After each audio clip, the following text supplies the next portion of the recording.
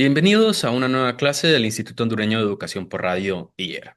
En esta ocasión estaremos estudiando la semana número 5 del libro de Psicología, del libro de Fundamentos de Psicología para décimo grado. Esta semana, la quinta semana, estará compuesta por los temas de aprendizaje y memoria. Puntualmente estaremos abordando los temas de fundamentos y procesos de aprendizaje y los temas de atención y memoria como procesos cognitivos. En la semana 5, aprendizaje y memoria, las competencias del espacio curricular son: fortalece habilidades socioemocionales y motivacionales mediante el logro de metas en función del desarrollo personal para desenvolverse en contextos personales, sociales, académicos y profesionales. Y estructura su perfil profesional tomando en cuenta la orientación vocacional, sus aptitudes e intereses y toma de decisiones asertivas para lograr una autorrealización plena en el ámbito académico y profesional. El resultado de aprendizaje emplea estrategias metacognitivas en su proceso de aprendizaje autónomo reveladas en resultados a corto plazo del plan de mejora diseñado.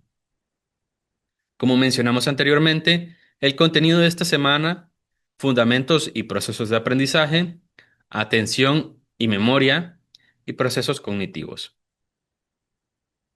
Antes de comenzar con los temas, entonces pasaremos a la parte de exploración de aprendizajes previos. En este espacio vamos a comprobar nuestro nivel de conocimiento. La actividad es que para cada una de las preguntas, encerrar en un círculo la respuesta que consideramos correcta. La primera pregunta: ¿qué implica el reforzamiento en el aprendizaje?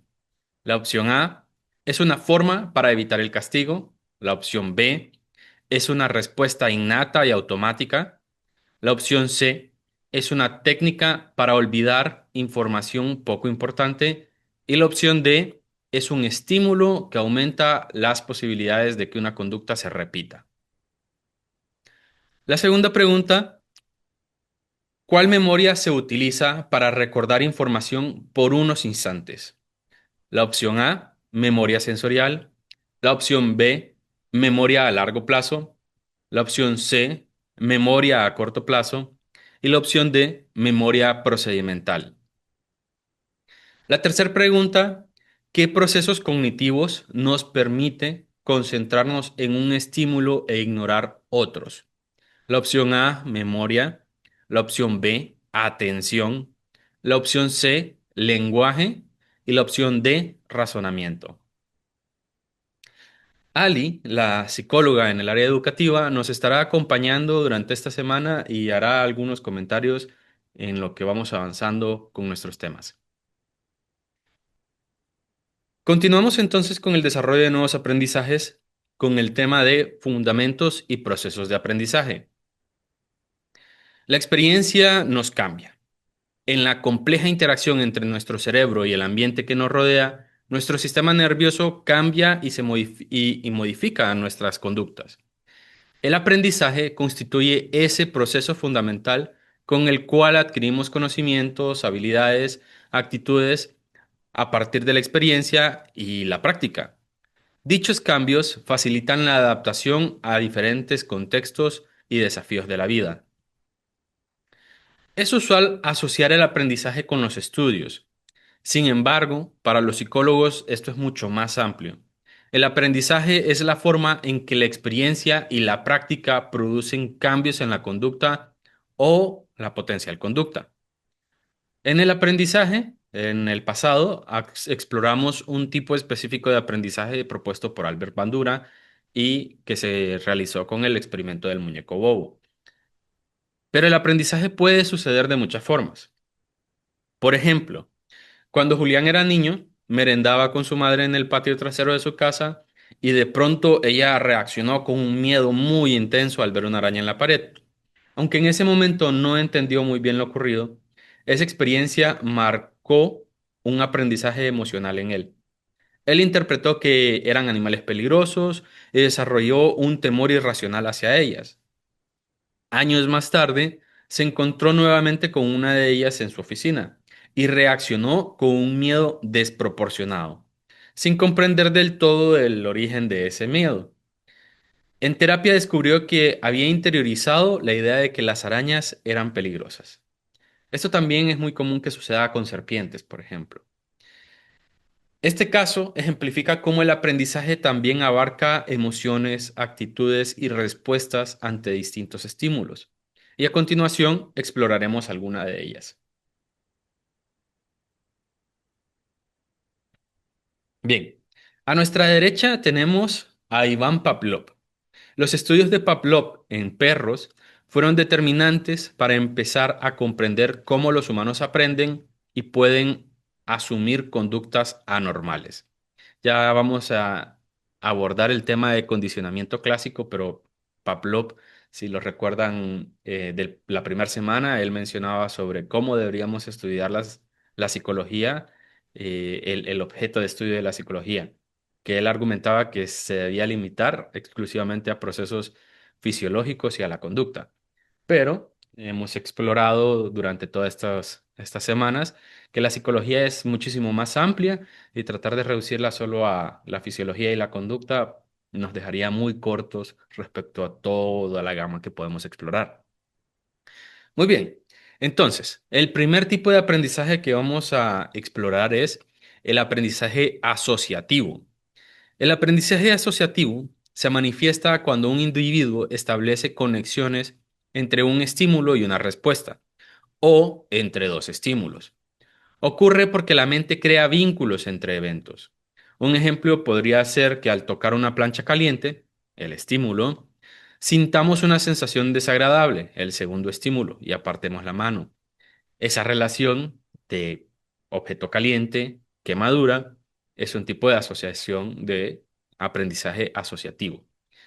Esta capacidad no es exclusiva de los seres humanos, también se observa en otras especies, como cuando un perro se emociona al ver su correa porque la asocia con el paseo, y el aprendizaje asociativo entonces puede dividirse a su vez en otra serie de categorías que vamos a ver a continuación.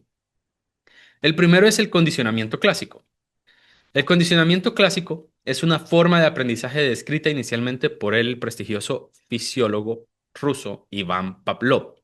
Al condicionamiento clásico entonces también se le conoce como condicionamiento pavloviano, justamente por quien lo acuñó.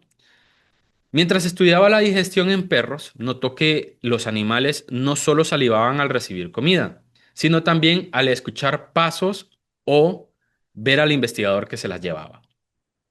A partir de esto, Pavlov diseñó un experimento. Hizo sonar una campana justo antes de darles comidas a los perros. Aunque un sonido por sí mismo no genera la salivación, tras repetidas asociaciones, los animales empezaron a salivar al escuchar la campana, aun cuando no se les diera comida. Habían aprendido que ese sonido anunciaba la llegada del alimento y desarrollaron así una respuesta condicionada a un estímulo nuevo. En otros procedimientos, Pavlov sustituyó la campana por estímulos distintos, como una leve presión en la pata del perro antes de alimentarlo, y obtuvo los mismos resultados, el mismo efecto. Hablábamos en la semana uno del método científico y esa parte de la variación en el experimento, en el proceso experimental, hace que si el resultado se mantiene, entonces podemos argumentar que sí existe un proceso, ¿no? Y en este caso, pues, fue el condicionamiento. Tenemos el tipo, entonces, antes del condicionamiento, la campana no provocaba una respuesta, se alimentaba, que era el estímulo incondicionado, y la respuesta incondicionada era la salivación. Después de una serie de repeticiones, ese estímulo condicionado de la campana comenzó entonces a provocar la salivación, hasta el punto incluso de que podía provocar la salivación antes de que el perro viera la comida. Para Pavlov, el condicionamiento clásico es un proceso que consiste en asociar un estímulo neutro con un estímulo específico capaz de provocar una respuesta involuntaria. La parte del estímulo neutro es importante porque ya vamos a ver más adelante el condicionamiento operante. De modo que, tras varias repeticiones, el estímulo neutro por sí solo sea suficiente para generar dicha respuesta. Sumado al condicionamiento clásico, podemos encontrar al condicionamiento clásico vicario, que ocurre cuando aprendemos a responder a cierto estímulo por medio de la experiencia de otras personas. Como lo que ocurrió a Julián en la historia anterior, que aprendió a tener miedo a las arañas a través de la reacción de su madre. Y otro ejemplo un poco tradicional de un condicionamiento clásico vicario, sabemos hacer filas. Nosotros como especie y en la sociedad hacemos fila para ser atendidos. Pero en muchas ocasiones llegamos a lugares nuevos, que no tenemos idea si hay que hacer fila o no, pero si vemos a dos o tres personas en fila, de inmediato sabemos que nosotros tenemos que hacer fila si queremos ser atendidos en el mismo servicio. Bueno, seguimos. El psicólogo Bruce Skinner enriqueció los estudios del condicionamiento con el condicionamiento operante, el cual se entiende como el aprendizaje de conductas orientadas a obtener una recompensa o evitar un efecto negativo. En este proceso, las respuestas se vinculan directamente con sus consecuencias. De modo que toda conducta recibe un refuerzo, que toda conducta que recibe un refuerzo tiende a repetirse en el futuro, lo que se convierte en una conducta operante. La principal diferencia entre el condicionamiento clásico y el condicionamiento operante entonces es en qué momento recibimos el estímulo. En el condicionamiento clásico, si lo recuerdan, la campana sonaba antes de que el perro recibiera comida. En el condicionamiento operante, entonces, el estímulo o la recompensa va a suceder después de que haya hecho la actividad. Y un ejemplo clásico de condicionamiento operante, de la conducta operante, es cuando ustedes le enseñan un truco a un perro y después de hacer el truco, entonces le dan una recompensa. Nos dice entonces aquí Ali que la conducta operante se entiende como aquella que realizamos con el propósito de alcanzar un comportamiento deseado o de disminuir uno que no resulta agradable. En este sentido, es necesario comprender que el reforzamiento es cualquier estímulo o recompensa que aumenta las posibilidades de que una conducta se repita. Dicho de otro modo, se trata de una consecuencia que sigue a una acción y que motiva su repetición. Y de acuerdo con esta idea, entonces, los reforzadores se pueden clasificar en dos tipos principalmente. El reforzador positivo o los reforzadores positivos constituyen cualquier estímulo que al aplicarlo potencie la tendencia de que una conducta se repita. Por ejemplo, dar un confite a un niño cuando recoge sus juguetes. O eh, darle su comida favorita cuando ha sacado buenas notas en clases. Ese podría ser un ejemplo de reforzador positivo, una recompensa. Y los reforzadores negativos son cualquier estímulo que al limitarlo o sustraerlo, es decir, quitarlo, se potencia la tendencia de que una conducta se repita. Por ejemplo, cuando un profesor decide quitar una tarea a sus alumnos bien portados, pero exclusivamente a los alumnos bien portados. Entonces los alumnos se tratan de portar bien para disminuir algunas tareas. Y esto entonces es una mezcla de el aprendizaje, el reforzador negativo, porque quitamos la tarea, pero los alumnos que tienden a portarse mal, al ver que les quitan la tarea a los que se portan bien, puede ser que emulen esa conducta, que la imiten, que se porten bien ellos también. Y entonces estamos hablando también de un aprendizaje eh, vicario. Pero, ¿qué ocurre cuando lo que busco es reducir una conducta en lugar de reforzarla? En ese caso, hablamos sobre castigo. Y es que al contrario que los reforzadores, este disminuye las posibilidades de que una conducta se repita. Y para que funcione, se debe implementar después de que se presente una conducta no deseada. Como una multa, por ejemplo, por cometer una falta de tránsito.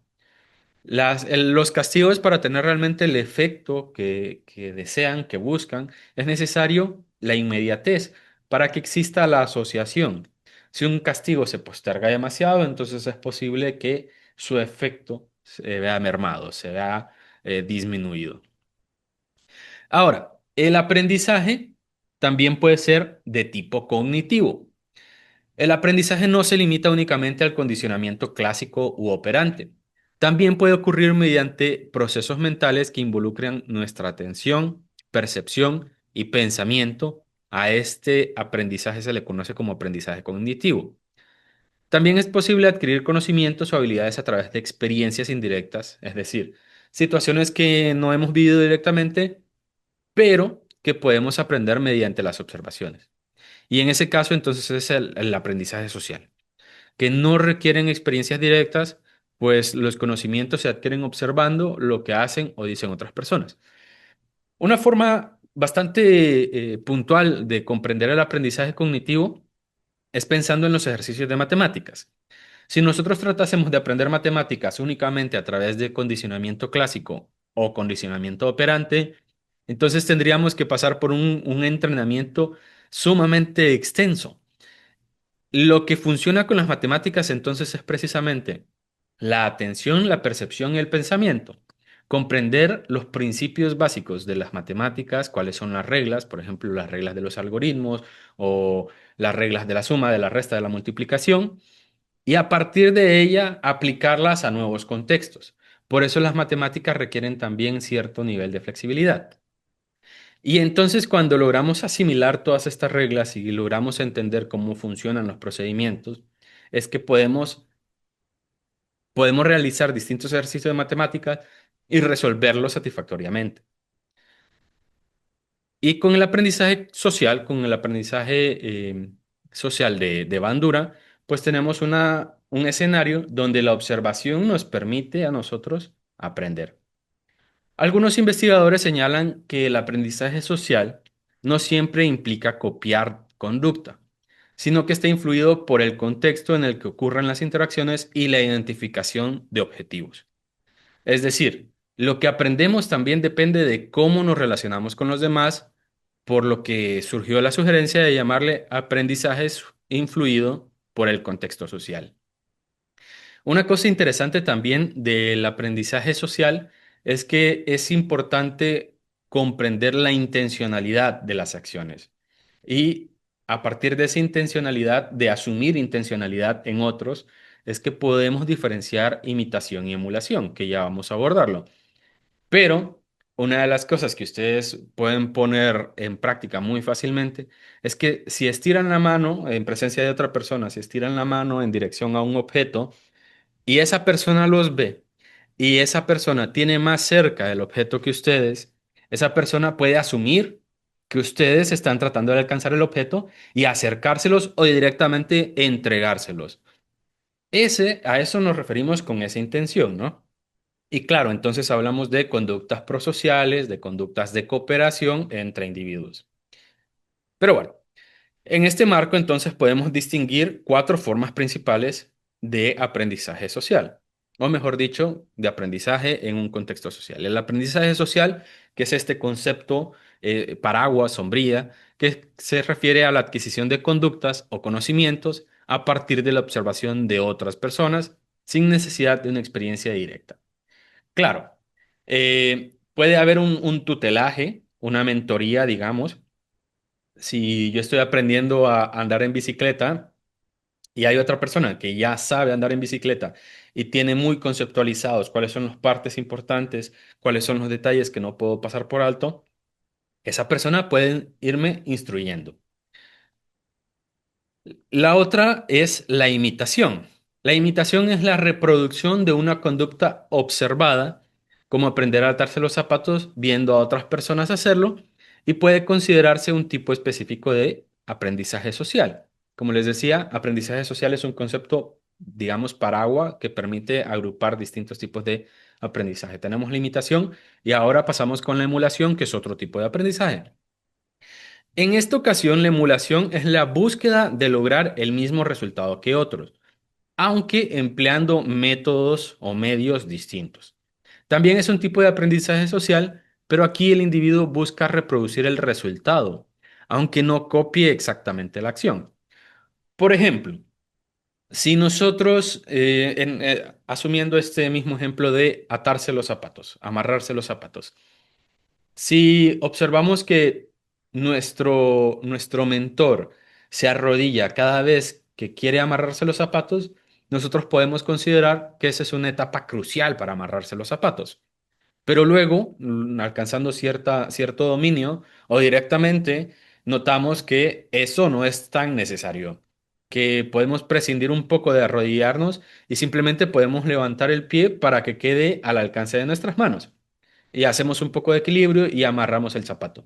El resultado es el mismo, el zapato queda amarrado, pero el proceso, el detalle de los métodos por el cual llegamos a amarrarlo varía y varía de nuestro modelo.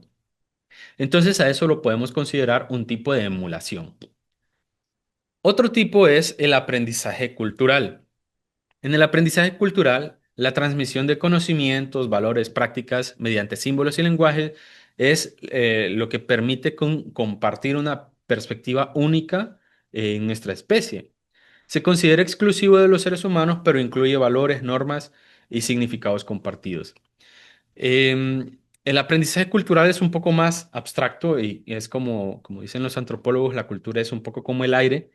Em, Vivimos en ella, convivimos en ella y a veces estamos tan habituados a él que no nos damos cuenta. Por ejemplo, la asociación de ciertos colores con la vida o con la muerte, yo no les tuve que decir qué color y probablemente ya pensaron en qué color se puede asociar con la vida y con la muerte. Y exactamente ese es un ejemplo de aprendizaje cultural porque no tienen un modelo único, sino que es una serie de modelos de quienes fueron adquiriendo esa información y probablemente ni siquiera fue explicado, así como estudiado, como estamos estudiando ahorita el aprendizaje. Muy bien, pasamos entonces a la etapa de consolidación y reforzamiento del aprendizaje. La actividad consiste en responder las siguientes preguntas según su consideración. La primera es, ¿recuerdas la última vez que aprendiste algo sin que nadie te lo explicara? ¿Cómo ocurrió? En este ejemplo podría ser, em, bueno, aprender un tipo de nudo específico.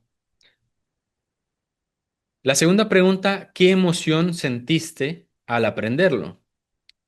La tercera pregunta, hasta esta sección del libro, ¿qué tipo de aprendizaje te resultó más fácil y por qué?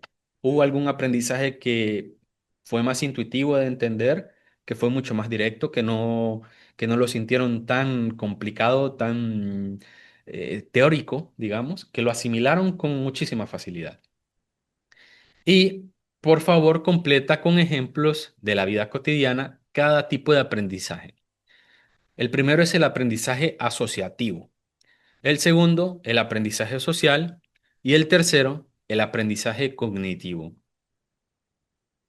Pasamos entonces al segundo tema, que es atención y memoria en procesos cognitivos. Primero que nada, atención. Todos los seres vivos son capaces de sentir y responder a estímulos externos e internos. Este es uno de los criterios para diferenciar lo vivo de lo inerte, de lo no vivo. En animales, se logra a través de una diversidad de sentidos, aunque desconocemos cuán compleja es la conciencia, sí podemos decir que son sintientes, es decir, que sienten.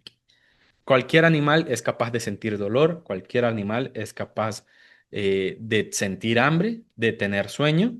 Entonces, entonces, a partir de eso podemos argumentar que sienten. La atención, entonces, es un proceso cognitivo que permite concentrar los sentidos y pensamientos en un estímulo específico, mientras ignora aquellos que parecen irrelevantes. En otras palabras, es la capacidad de focalizar sus recursos mentales en un incentivo externo o interno para procesarlo de manera efectiva. Ok, entonces una de las cosas que podemos hablar sobre el cerebro es que de todos estos estímulos que estamos constantemente recibiendo, todos esos estímulos llegan al cerebro. No es como que se quedan a mitad de camino o se quedan en la piel o se quedan en el hombro. Yo me duele el dedo y el dolor se queda en el hombro. Ese dolor puede y llega al cerebro y llega a esta zona del cerebro conocida como tálamo. El tálamo no está en la parte más superficial, arrugada que estamos acostumbrados a ver del cerebro. Es una parte muy interna del cerebro. Digamos que si el cerebro ha ido desarrollándose desde el centro hacia afuera, como decía Carl Sagan, el tálamo es una parte muy interna, es una parte muy, podríamos decir, incluso primitiva. Por eso es que todos los animales podemos argumentar que sienten, incluso los animales que no tienen una estructura cerebral formalmente. Hay algunas agrupaciones de neuronas que se lo suelen llamar ganglios neuronales, que suelen ser suficientes para facilitar el movimiento. Pero nos estamos desviando del tema. En el tálamo es donde se reciben todos esos estímulos, todas esas sensaciones y se redistribuyen, se priorizan, digamos, para identificar a qué debemos prestar atención. Y entonces también podemos hablar de dos tipos de formas de atención. La atención selectiva y la inatención selectiva. Básicamente, ignorar conscientemente o deliberadamente. En la atención selectiva consiste en el proceso de centrarse en aspectos seleccionados del entorno, mientras se bloquean otros. Esta capacidad evita la sobrecarga sensorial, protegiéndonos de ser abrumados por las innumerables señales sensoriales que recibimos. Por ejemplo, mientras lees esta página, tu tacto continúa enviando la sensación de textura al cerebro, pero es probable que no lo hayas sentido hasta ahora. Si están de pie, la presión que sienten en los pies al apoyarse contra el suelo es algo que suelen ignorar porque no es relevante para las tareas que están cumpliendo.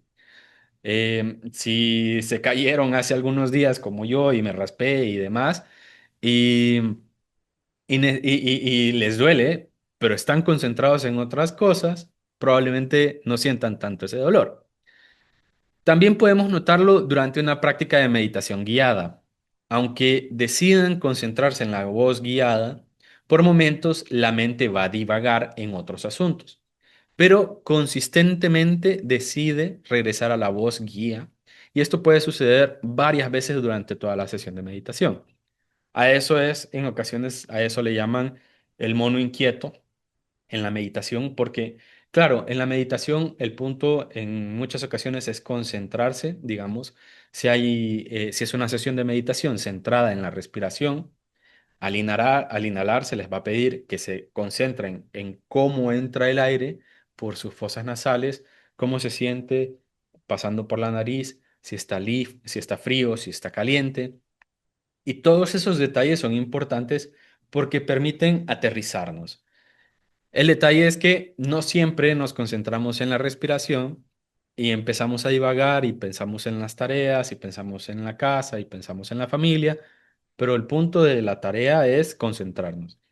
Y retomando lo que hablábamos del cerebro, si bien en el tálamo es donde se llegan todas esas señales y se priorizan, la corteza prefrontal, la que habíamos dicho que está justo al frente, la corteza prefrontal también tiene una influencia sobre cómo priorizamos los estímulos. Entonces, no es solo de que, el tálamo se va a ocupar del asunto. Yo deliberadamente puedo enfocarme y decir, bueno, esto es lo que tengo que hacer ahorita. Yo tengo que enfocarme en explicarles a ustedes cómo funciona la atención. Esa es mi prioridad. Tálamo concentrado. Ahora, también tenemos la inatención selectiva y es opuesto a la atención selectiva. En la inatención se ignora básicamente, se rechaza activamente o no se registra un estímulo. Puede ser porque genera incomodidad, preocupación o por un enfoque muy intenso en otra tarea. Un ejemplo es como cuando un estudiante decide ignorar los recordatorios de una tarea próxima porque encuentra muy difícil la tarea y le genera ansiedad o malestar, por lo que la posterga lo más que puede. Un ejemplo un poco más clásico o cotidiano es cuando deliberadamente desactivamos una alarma porque no nos queremos despertar. Vamos a tratar de colocar, en este momento entonces hacemos una ligera pausa para hacer un ejercicio sobre atención selectiva e inatención selectiva. En el video que les vamos a mostrar van a ver dos grupos de personas, unas de camisa blanca o un color claro y otras de camisa negra, un color oscuro. y van a estar constantemente pasándose un balón de básquetbol. Su tarea va a consistir en contar la cantidad de pases que se haga el grupo de color oscuro, de camisa negra. Y después, eso lo pueden anotar y después vamos a pasar a una segunda etapa de ese mismo ejercicio, pero por ahora, corre video.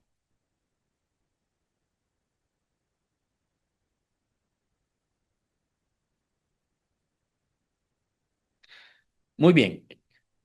¿Cuántos pases lograron contar? Ahora, la pregunta es, ¿alguno de ustedes notó al gorila que pasó en medio de los grupos? Y sí, hay un gorila cruzando a lo largo del video, incluso se golpea el pecho. Bueno, no es un gorila realmente, es una persona vestida de gorila, pero es un ejemplo muy claro de las cosas que somos capaces de ignorar cuando hay una atención selectiva en una tarea puntual. Entonces, ya vemos que no es solo cuestión de que recibo absolutamente todos los estímulos y soy consciente de absolutamente todos los estímulos. Tiene en muchas ocasiones que ver con a qué presto yo atención y cuál es la prioridad que tengo. Avanzamos al tema de memoria entonces. Y iniciamos el tema de la memoria con el caso de Henry Molaison. A los 27 años, Henry Molaison, a quien también vamos a llamar como HM, se sometió a una cirugía para tratar una grave epilepsia. En ella se removió gran parte de la amígdala cerebral, el hipocampo y parte de los lóbulos temporales. Estamos hablando de una zona muy central, no en medio, sino en el mero núcleo, básicamente, y los lóbulos temporales que están más o menos aquí, por su oído, temporales. Eh, Muy bien, entonces la operación permitió que los medicamentos mitigaran las convulsiones, pero como consecuencia perdió la capacidad de formar recuerdos a largo plazo. Recuerden que la epilepsia y las convulsiones son una sobreactividad del cerebro. Entonces retomamos estos bulos, estos datos falsos sobre el cerebro, solo para reafirmarles, no es que solo usemos el 10% del cerebro, es que para que la información en el cerebro logre crearse y funcionar y ser útil, distintas zonas del cerebro pasan por distintas etapas de actividad.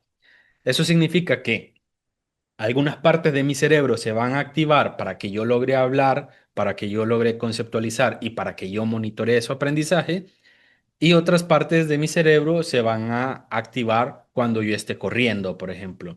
Eso no significa que yo solo use el 10%, uso absolutamente todo mi cerebro, pero como en una especie de sinfonía, se activan y hacen tareas en distinta intensidad en distinto momento. Es un tipo de organización, básicamente.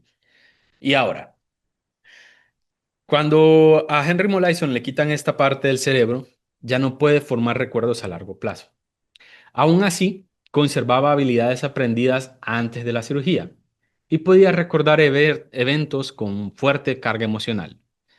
Su caso permitió a los científicos comprender que la memoria es un sistema complejo con diferentes tipos y procesos, y se convirtió en un referente fundamental en psicología y en neurociencias. En la actualidad, nosotros comprendemos que la memoria es un sistema organizado que funciona a través de diferentes etapas o procesos. En cada una de esas fases, la información es codificada, almacenada y cuando es necesaria, entonces es recuperada para su uso. Este enfoque resulta útil porque permite explicar el funcionamiento de la memoria a partir de una analogía con la tecnología. Al igual que con una computadora, se guardan datos en sus archivos y posteriormente los recupera cuando se requiere, el cerebro humano lleva a cabo un procedimiento semejante para registrar experiencias, conservarlas y traerlas nuevamente a la conciencia cuando son útiles para la vida diaria o el aprendizaje. El estudio de los casos, como Henry Molaison, ayudaron a determinar que las emociones desempeñan un papel fundamental en la creación de recuerdos. Por ejemplo, Henry recordaba que en 1963 alguien importante había sido asesinado, aunque no podía identificar ciertamente a qué persona, hasta que uno de los investigadores le proporcionaba las iniciales JFK de John F. Kennedy, y Henry respondió inmediatamente con Kennedy. Este evento se volvió memorable debido a la carga emocional que representaba para él. En otras ocasiones, él recordaba que sus padres ya habían fallecido, pero apenas eran islas en un mar sin recuerdos. Entonces, la memoria no es un proceso simple y está compuesto por múltiples sistemas y funciones. A continuación, nosotros vamos a explorar el modelo clásico de Atkinson y Shiffrin, que también es conocido como el modelo modal de la memoria o modelo multialmacén. Modal se refiere justamente a esta serie de secciones que se pueden anexar entre ellos como módulos y justamente hacen referencia a la memoria como una serie de bloques, como una serie de Legos, bloquecitos de construcción que permiten entonces crear un concepto de memoria más general, pero que realmente está compuesto por una serie de bloques. Y hay que reconocer que este es un campo aún en desarrollo y es posible que el modelo de la memoria cambie con el tiempo y esperemos que cambie para explicar realmente todos los conceptos de la memoria. Por ahora vamos a quedarnos con el concepto de el modelo clásico de Atkinson y Shiffrin, que está compuesto de memoria sensorial, memoria a corto plazo, memoria a largo plazo, y en la memoria a largo plazo vamos a encontrar la memoria explícita o declarativa y la memoria implícita. Vamos a empezar entonces con la memoria sensorial. En la memoria sensorial, la información se codifica inicialmente en esta etapa, en la memoria, aunque tiene una duración extremadamente corta. Y cuando decimos extremadamente corta, hablamos de unos segundos apenas. Y al prestar atención selectivamente, algunos conceptos es que esta información se codifica a la memoria a corto plazo. Es decir, que en la memoria sensorial es literalmente la sensación que yo estoy experimentando ahorita. La silla, como yo puedo recordar por unos segundos cómo se siente la silla, cómo se siente la tela que ando puesto. Pero es extremadamente corta. Y entonces, si la información es relevante, pasa a la memoria a corto plazo. Y la memoria a corto plazo se trata de la información nueva que adquirimos en cualquier momento, ya sea a través de la observación, la lectura, la experiencia directa o la interacción con otras personas. Y la información contenida puede ir desde los 30 segundos a algunos minutos para algunas tareas. Cumple la doble función de almacenar brevemente la nueva información y trabajar en ella. Por ello, también es conocido como memoria de trabajo, para enfatizar su papel como una herramienta en nuestra vida diaria. En este estado es que la información se clasifica como importante y pasa a la memoria a largo plazo o irrelevante y es descartada. Ejemplos sencillos son cuando nos torcemos un tobillo levemente o cuando un amigo nos recomienda una película. Pero también es como cuando nos dan un número de celular y nos lo dictan y claro, lo podemos guardar en el celular o podemos tratar de retenerlo mentalmente. Y para retenerlo mentalmente a veces incluso recurrimos a la repetición. 33, ta, ta, ta, ta, ta, ta, ta, ta, ta, o 99, ta, ta, ta, ta, ta, ta, ta, ta, ta. Y vamos repitiendo, o cuando incluso nos piden ir de compras a la tienda y en la tienda llevamos toda esa información, duró un par de segundos, un par de minutos y incluso esta memoria que es tan fácil de que se pierda, en ocasiones llegamos a la tienda y no recordamos la lista completa. La memoria a largo plazo, entonces, vamos a pasar a la memoria a largo plazo, se refiere al tipo de memoria que permite conservar durante mucho tiempo recuerdos e información que consideramos significativas, tanto de manera consciente como inconsciente. Y por ejemplo, la letra de nuestra canción favorita, las técnicas prácticas que aprendimos en alguna asignatura y que nos gustó mucho, o la experiencia cuando aprendimos a montar en bicicleta. Es gracias a la memoria a largo plazo que estos recuerdos pueden ser evocados en cualquier momento a lo largo de los años. La memoria a largo plazo puede dividirse, como les había mencionado anteriormente, en explícita o implícita, y la explícita es también conocida como memoria declarativa. La memoria explícita o declarativa ocurre cuando evocamos un recuerdo de manera consciente e intencionada y se puede construir con detalles claros, incluyendo todos los estímulos percibidos mientras sucedía. Por ejemplo, el recordar la dirección de nuestra casa, recordar la voz de un familiar que ya falleció, o un tema que estudiamos con muchísima intensidad en el pasado, por ejemplo, aprendizaje social, es uno de mis temas favoritos dentro de psicología social y yo lo recuerdo con relativa facilidad. Y la memoria implícita, que es el otro tipo de memoria a largo plazo, y se trata de toda la información del pasado que no es traída de forma consciente, declarativa, pero que se manifiesta en conductas. Un ejemplo es montar una bicicleta. Este tipo de memoria también está vinculada con el condicionamiento clásico, ya que nuestras conductas pueden verse determinadas por experiencias pasadas que fueron reforzadas. Otro ejemplo de memoria implícita es algo tan sencillo como caminar. Nadar también es un tipo de memoria implícita y a veces incluso la forma en la que saludamos es una memoria implícita. No tanto por el hecho de que la verbalizamos, sino los gestos que hacemos. Ya ven entonces que levantar la mano puede ser considerado una forma de saludo. O tocarse el sombrero, tocarse la gorra. Es algo que tenemos muy interiorizado de la memoria implícita y que se manifiesta en conductas. Cuando hablamos de memoria, entonces también la pregunta que deviene, la pregunta que le sigue es, si la memoria está tan bien estructurada, ¿por qué olvidamos?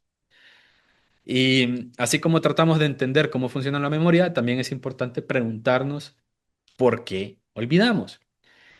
Y hay varias propuestas sobre por qué olvidamos. Según la teoría del decaimiento, las memorias tienden a simplemente desvanecerse con el tiempo. Y se desvanecen porque el proceso de deterioro es un proceso biológico. El simple hecho de que nuestros cuerpos estén compuestos de cadenas de carbono, de oxígeno, de nitrógeno, y que esas cadenas formen parte de un ciclo, exige que se tengan que descomponer en algún momento. Entonces ya ven que la teoría del decaimiento viene un poco en línea a esto de que en algún momento nuestro material biológico tiene que descomponerse y si nuestra conciencia y nuestra memoria son emanaciones de nuestras condiciones biológicas, entonces el decaimiento es inevitable. Otra propuesta es la teoría de la interferencia. En la teoría de la interferencia, entonces, es que las memorias similares compiten entre ellas e interfieren en su recuperación, por lo que una memoria dificultaría la evocación de otra. Y es un poco como un concepto económico, si lo piensan un poco, como que nuestra capacidad de retener memoria podría considerarse limitada, aunque podemos ejercitarla. Pero si consideramos que es limitada, implica de que dentro de esa limitación tenemos que ajustarnos de alguna manera. Y esta respuesta de la teoría de la interferencia viene a ser esto. Otro gran problema con la memoria es que al recordar, también podemos modificar el recuerdo.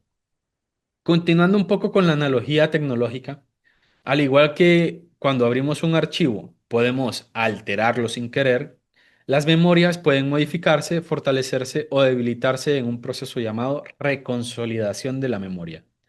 Y con el tiempo, la reconsolidación de la memoria puede ser tan marcada que recordemos eventos de forma diferentes a como ocurrieron. En este sentido, también es interesante que algunas memorias muy significativas, de pronto que es importante apuntarlas porque de esa manera ustedes pueden revisitarla sin tanto riesgo de olvidar algunos detalles importantes. Y en este caso, Mariano Sigman, uno de los autores que mencionamos a lo largo del libro, menciona que las personas que tienden a contar más veces una historia también son más propicias a perder detalles o a modificarlos. Entonces, y él menciona incluso que si ustedes tienen una, una pareja de familiares, digamos, un tío y una tía tiende a contar mucho una historia, y el tío, que también estuvo ahí, no la cuenta tanto, es posible que el tío recuerde mejor de algunos detalles originales de esa historia y no de la versión reconsolidada de esa memoria. Pasamos al tercer tema, que es la metacognición. Y con metacognición nos vamos a estar refiriendo a la capacidad de reflexionar sobre nuestros propios pensamientos, especialmente al planificar, supervisar y evaluar nuestra comprensión y desempeño en distintas tareas. Es pensar sobre nuestros propios pensamientos. La metacognición es una capacidad, y como lo menciona, cognitiva y meta por estar, por así decirlo, sobre o supervisando otras capacidades cognitivas. La metacognición es muy importante para los entornos educativos, pues con la conciencia de nuestros propios pensamientos somos capaces de modificar conductas e ideas que contribuyen a un rendimiento académico adecuado o que no contribuyen a un rendimiento académico adecuado. En la metacognición, por ejemplo, si yo estoy muy distraído en clase, yo puedo tomar medidas para atender mejor o para prestar atención de forma ajustada a mis necesidades. Una cosa que a mí me cuesta, y esto se los comparto, es de pronto prestar atención mientras observo al profesor. Y yo puedo estar dibujando en mi cuaderno y estar prestando atención, pero es como una estrategia que me permite a no divagarme por completo, porque si no estuviese dibujando o estuviese haciendo algo diferente, es posible que ni siquiera estuviese prestando atención al maestro, a pesar de estarlo viendo. Retomando, los procesos metacognitivos se refieren a las acciones que una persona realiza de manera autónoma para supervisar tanto sus actividades cotidianas como su aprendizaje. Y dentro de la autorregulación mental se distinguen tres procesos principales organizados jerárquicamente. El primero es la planificación, el segundo es el monitoreo y el tercero es la evaluación. Planificación, monitoreo y evaluación. En la planeación o planificación consiste en elegir las estrategias más adecuadas y efectivas para intervenir en los diversos factores que influyen en el rendimiento del estudiante durante el proceso cognitivo. Consiste en las estrategias más útiles. En otras palabras, la planeación implica anticipar actividades, diseñar estrategias y organizar los pasos necesarios para llevar a cabo una tarea o resolver una actividad. En el monitoreo, entonces, es el proceso que corresponde al momento de reflexión en que, mediante la autorregulación y la autoevaluación, se analiza la manera en que se está resolviendo una tarea o problema. Se lleva a cabo durante la actividad cognitiva y permite realizar ajustes o correcciones tras su revisión. Mi ejemplo de estar dibujando. Si yo noto que estoy demasiado concentrado y que ya definitivamente no estoy escuchando al docente, ¿qué adaptaciones hago para volver a prestar atención?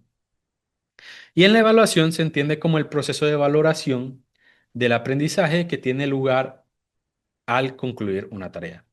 En esta etapa entonces se analiza y determina la efectividad de las decisiones adoptadas durante la resolución de la actividad o el problema cognitivo.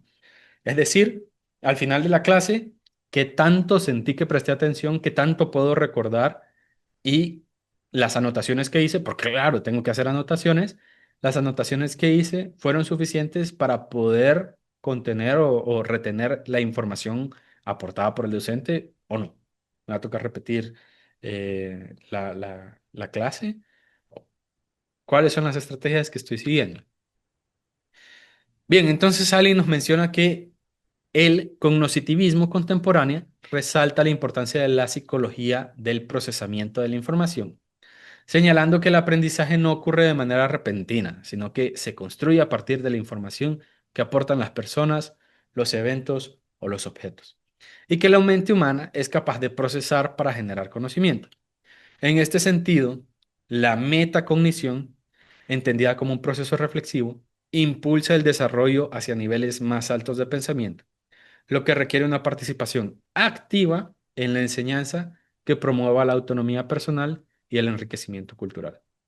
La metacognición no va a suceder eh, de forma azarosa, requiere de cierta intencionalidad y entonces por eso es que hablamos de esa supervisión de los propios pensamientos, del pensar sobre los pensamientos.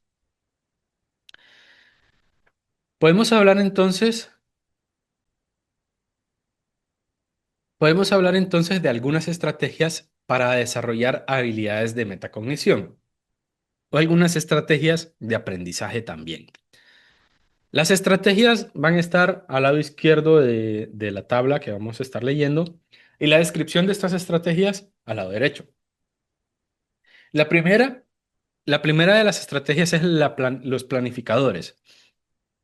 Los planificadores, aunque nosotros los podemos llamar también como calendarios u horarios, ayudan a las personas a establecer objetivos claros y medibles, lo que favorece tanto la autoevaluación como la autorregulación, componentes esenciales de la metacognición. Entonces, al definir metas, los estudiantes deben reflexionar sobre sus propósitos y las estrategias que emplearán para alcanzarlos. Estos recursos suelen incluir apartados para registrar fechas, límite, prioridades y pasos concretos para seguir, promoviendo así la organización y la planificación estratégica. En los planificadores, ustedes lo que pueden hacer es, sabemos que tenemos un examen en 3 semanas y en esas 3 semanas, ¿qué cantidad de información, cuánto contenido tengo que haber abarcado para la semana uno, para la semana 2, para la semana 3? Y en la semana uno, eh, al final de la semana uno, tengo que registrar si realmente alcancé ese objetivo y si no lo alcancé, qué modificaciones conductuales tengo que hacer para poder alcanzarlo en la semana 2 y en la semana 3. La segunda estrategia es bitácora de estudio. Al llevar una bitácora de estudio, donde se registren los pensamientos, experiencias de aprendizaje, reflexiones sobre el estudio y los propios conocimientos adquiridos, se desarrolla conciencia del propio proceso cognitivo, es decir, de lo que estamos realmente pasando y experimentando. Esto implica reconocer fortalezas y debilidades en la comprensión de un tema, valorar la eficacia de las estrategias empleadas y planificar la forma de afrontar futuras actividades. En la tercera estrategia, la enseñanza mutua consiste en que, al transmitir conocimientos a otros, se nos reta a expresar y explicar los conceptos con nuestras propias palabras, lo que implica una reflexión más profunda sobre la comprensión del tema. Asimismo, al recibir preguntas y retroalimentación, se abre la posibilidad de evaluar y ajustar lo aprendido, favoreciendo la autorregulación y la toma de decisiones conscientes en el propio proceso de aprendizaje. La cuarta estrategia, organizadores de información. El uso de estrategias de organización como mapas conceptuales, resúmenes, diagramas u otros recursos gráficos favorece el desarrollo de habilidades metacognitivas, entre ellas la capacidad de crear ejemplos y analogías propias, así como de explicar las conexiones entre distintos conceptos. Al emplear organizadores, se logra reflexionar sobre la manera en que se puede estructurar y relacionar la información de forma significativa. Y finalmente, el aprendizaje basado en problemas.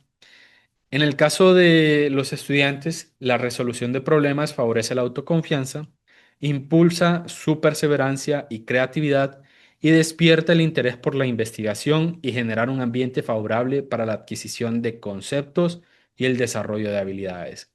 El aprendizaje basado en problemas podemos utilizarlo, por ejemplo, cuando se nos presentan dilemas en donde tenemos que estructurar una solución y un razonamiento de eh, por qué nuestra respuesta fue esta.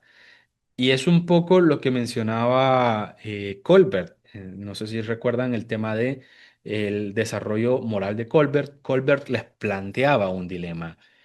Y los problemas pueden ser tanto problemas, digamos, morales, pueden ser problemas matemáticos, pueden ser problemas de ingeniería. Los retos básicamente cognitivos que se nos pueden plantear en estas clases y cómo lo resolvemos. Para fortalecer tu desempeño académico, Es recomendable evitar cambiar constantemente de tareas. Practicar la perseverancia y el autocontrol. No supongas que el éxito depende únicamente de habilidades innatas. Y recuerda que la inteligencia puede definirse de múltiples maneras. No olvides ser paciente en tu progreso. Busca situaciones que te permitan mostrar tus capacidades y experimentar con ideas nuevas. Finalmente, no subestimes la importancia de la metacognición para comprender y supervisar tus propios procesos de pensamiento. Hay un punto muy importante en evitar cambiar constantemente de tareas, y es que cuando cambiamos, últimamente hace varios años, existía la noción del multitasking, el multitareas. Y lo cierto es que cuando cambiamos constantemente de tareas, eso nos impide alcanzar ciertos niveles de concentración que alcanzaríamos si nos dedicásemos exclusivamente a una tarea. Ahora, eso no significa que vamos a estar 4 horas estudiando sin ningún tipo de descanso. El descanso es importante, pero lo cierto es que no es correcto o no es recomendable cambiar de tareas cada 10 o 15 minutos con la intención de que vamos a avanzar mucho en muchas cosas, y lo cierto es que vamos a avanzar en muchas cosas, pero un progreso muy, muy lento. Lo que pueden intentar en esos casos es estructurar las tareas de manera que puedan abordar, digamos, algunas tareas sencillas al principio, tareas más complicadas en medio y tareas de nuevo un poco más sencillas al final, porque ya en esa etapa al final van a estar un poco más cansados. Y al principio iniciar con una tarea sencilla también ayuda, porque nos ayuda a establecernos, nos ayuda a darnos esa especie de recompensa de haber logrado una tarea sencilla, y entonces nos impulsa a abordar una tarea más compleja después. Muy bien, pasamos a la consolidación y el reforzamiento de aprendizajes. La actividad es que completen cada enunciado con la respuesta correcta.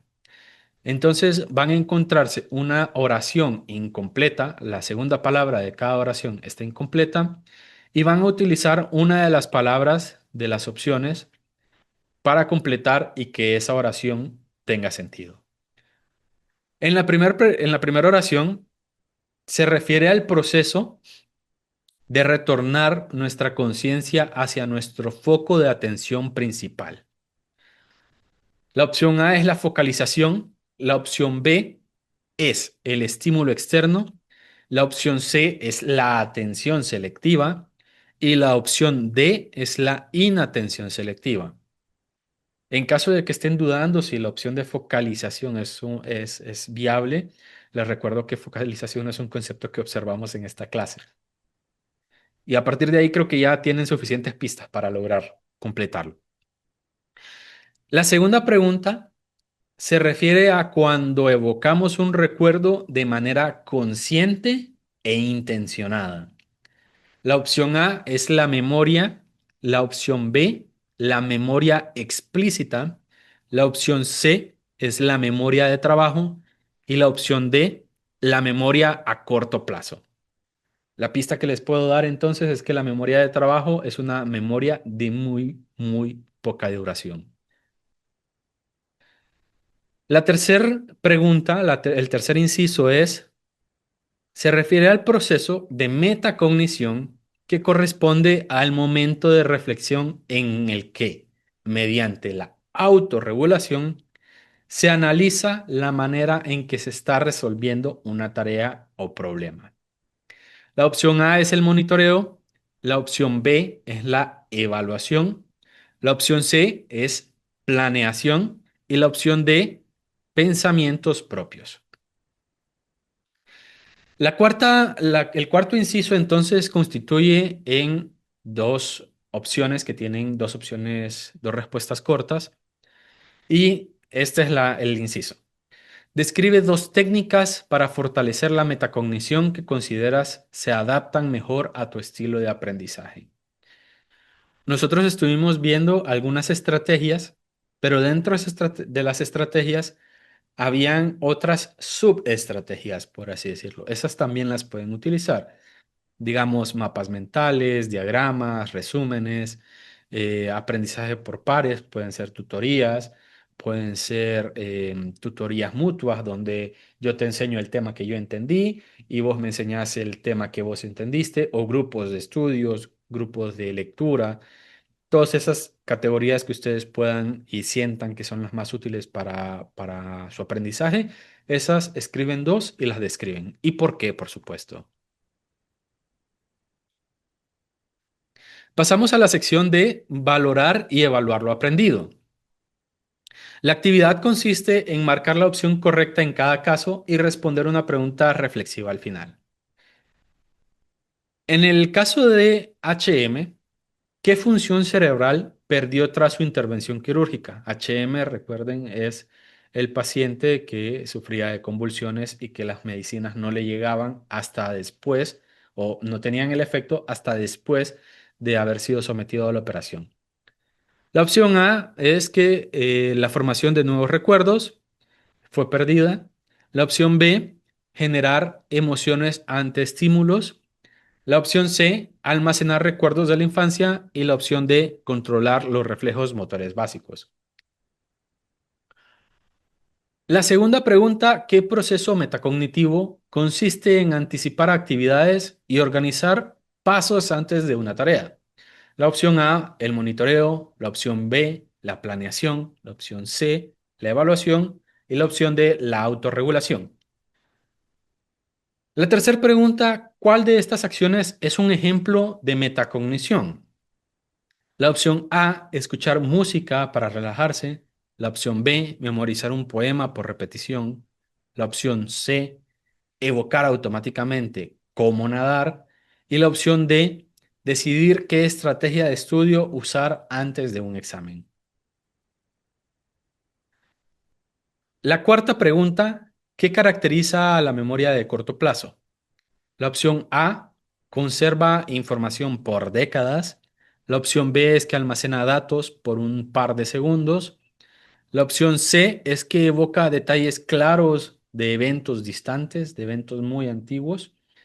Y la opción D consiste en información que no es evocada conscientemente, sino por conductas. Bien, y la quinta pregunta, la pregunta reflexiva que tienen que responder es, ¿de qué manera el caso de HM cambió la comprensión científica de la memoria? ¿Cómo crees que pudo repercutir en su aprendizaje?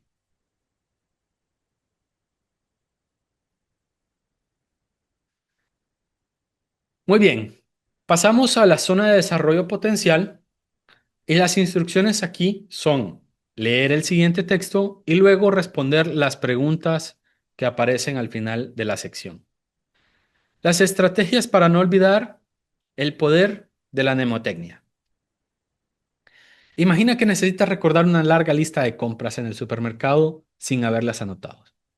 Como es de suponer, memorizas esta lista y sería difícil memorizarla para la mayoría de las personas, pues no puedes recordar con exactitud qué productos hacen falta en casa. En estos casos, las estrategias de memoria habituales suelen ser poco efectivas y tendemos a repetir los objetos con la esperanza de retenerlos en la memoria. Para escenarios como este, la mnemotecnia podría ser la alternativa más eficiente, pues implementa sistemas de ayuda para recordar información. Algunas de estas técnicas son tan comunes que casi todos las hemos usado alguna vez. Por ejemplo, algunos estudiantes de ciencias recuerdan el orden de los planetas del sistema solar con frases como mi viejo tiene muchos jóvenes, serios, unidos nuevamente. Entonces, cada una de estas iniciales representa un planeta. Mercurio, mi, viejo, Venus, tiene, Tierra, Marte, muchos, jóvenes, Júpiter, serios, Saturno, unidos, Urano, nuevamente Neptuno. De igual manera, en la atención médica de emergencias se emplean acrónimos como ABCDE, que en inglés se representan Airway, Breathing, Circulation, Disability and Exposure. Y para guiar el procedimiento estándar y asegurar que no se omita ningún paso crítico. En español, esto podríamos intentar traducirlo a algo como vías aéreas, ventilación para la respiración, circulación para los signos cardíacos, discapacidad y exposición. Estos son técnicas de primeros auxilios. Entonces, vías aéreas es asegurarnos de que no haya ningún objeto, por ejemplo, obstruyendo las vías aéreas, la ventilación, que pueda pasar aire por ella, la circulación, que exista pulso, eso los miden aquí, lo miden en los hombros, en las piernas, en las muñecas, y exposición, discapacidad y exposición para si las personas tienen alguna condición que necesitan tener en consideración em, para poder ser atendidos. Entonces, eh, por ejemplo, aquí Ali nos explica que mediante el uso de imágenes y el término soplar, podemos recordar el orden cronológico de los filósofos, Sócrates, Platón y Aristóteles, y remarcar quién fue el maestro de quién. Sócrates le enseñó a Platón y Platón le enseñó a Aristóteles. Soplar. Desde hace tiempo, los estudiantes emplean la imagen mental como un recurso eficaz para organizar y comprender el contenido de estudio, además de facilitar el proceso de aprendizaje y la posterior evocación de la información. Dentro del ámbito educativo, gran parte de los conocimientos que los niños deben asimilar tienen un carácter arbitrario, es decir, intencional, deliberado, por lo que la utilización de estas imágenes de mnemotecnia adquieren una gran relevancia como estrategia de aprendizaje. Existen distintas formas de aplicar la mnemotecnia y se reconocen las modalidades sensoriales como visual, verbal, sinestésica, auditiva, entre otros. Su elección depende tanto de las características individuales de la persona como de la naturaleza de la tarea a realizar. La mayoría de los estudios se han centrado en las modalidades más utilizadas, es decir, verbal y visual. Y en el caso de mnemotecnias verbales, las asociaciones se establecen mediante palabras, resultando específicamente útiles cuando se trabaja con información abstracta. Por otro lado, mnemotecnias visuales recurren a imágenes mentales para generar vínculos con el contenido de aprendizaje, mostrando mayor eficacia para recordar y comprender material concreto. Entonces, en esta actividad, en la siguiente etapa, consiste en marcar la opción correcta en cada caso y responder a una pregunta reflexiva al final. La primera pregunta es, ¿cuál de las siguientes modalidades de mnemotecnia se basa principalmente en imágenes mentales? Visual, verbal, auditiva y sinestésica. La segunda pregunta, ¿qué característica tienen en común las mnemotecnias verbales? La opción A es que usan letras. La opción B, se apoyan en palabras. La opción C es que crean códigos para comunicarse entre amigos. Y la opción D permite estructurar mucha información mediante asociaciones lingüísticas. Asociaciones lingüísticas pueden interpretarse como soplar y viejo tiene muchos... ¿Qué demuestra el uso de la frase como mi viejo tiene muchos jóvenes serios unidos nuevamente? La opción A es un repaso mecánico. La opción B es que es un juego de palabras. La opción C es una oración sin sentido. Y la opción D, una estrategia de mnemotecnia para el orden de los planetas. La cuarta pregunta, ¿qué caracteriza a la mnemotecnia como estrategia de memoria? La opción A es que reemplaza recuerdos antiguos por nuevos. La opción B es que refuerza el aprendizaje por medio del castigo. La opción C es que limita la capacidad de la memoria a corto plazo. Y la opción D es que permite recordar información mediante asociaciones.